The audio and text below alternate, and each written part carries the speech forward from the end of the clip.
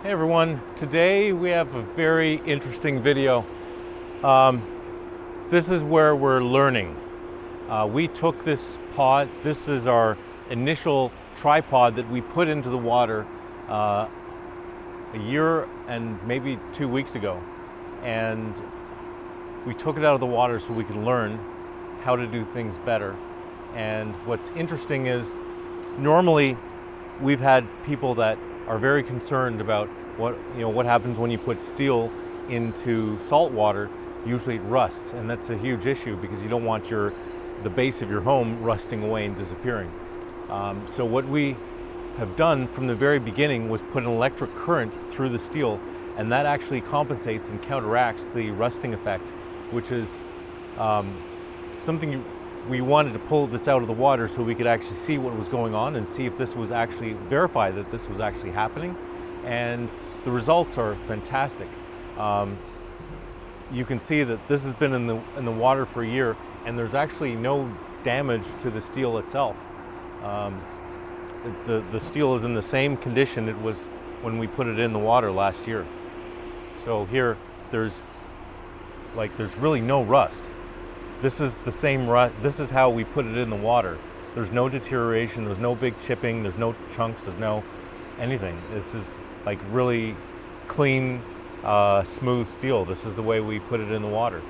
And this is getting a little bit of rust on it now because we took this, we kind of chipped this, this calcium off to be able to see what was going on underneath. And how we did this, there's a trick to this. This doesn't just happen. Normally when you put steel in the ocean, saltwater ocean, it will rust. That's normal, that's how things work.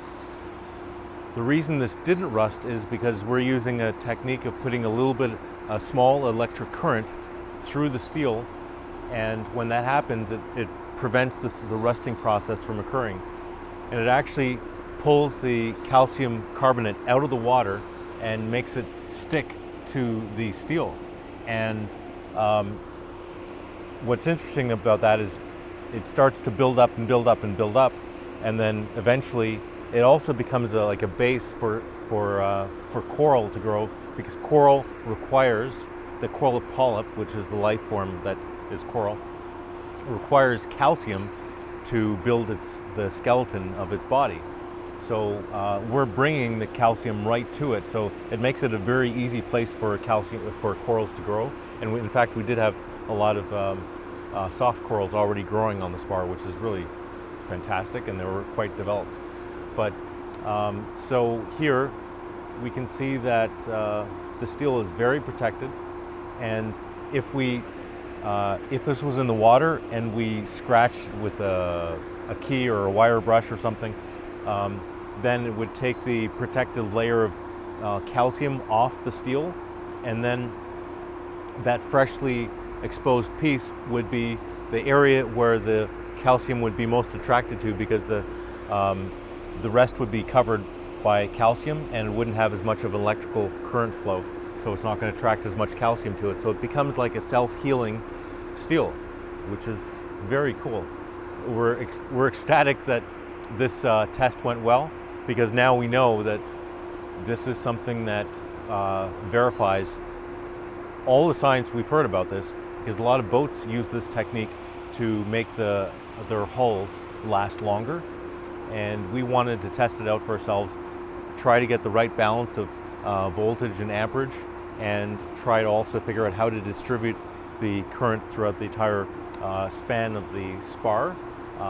And this seems like it was very successful.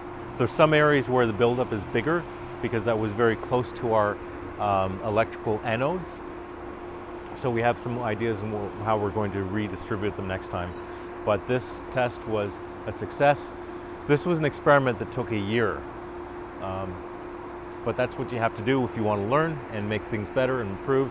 You got to try things, you got to do long-term testing, and after a year, there's no damage on the steel. This is really fantastic. So, thumbs up.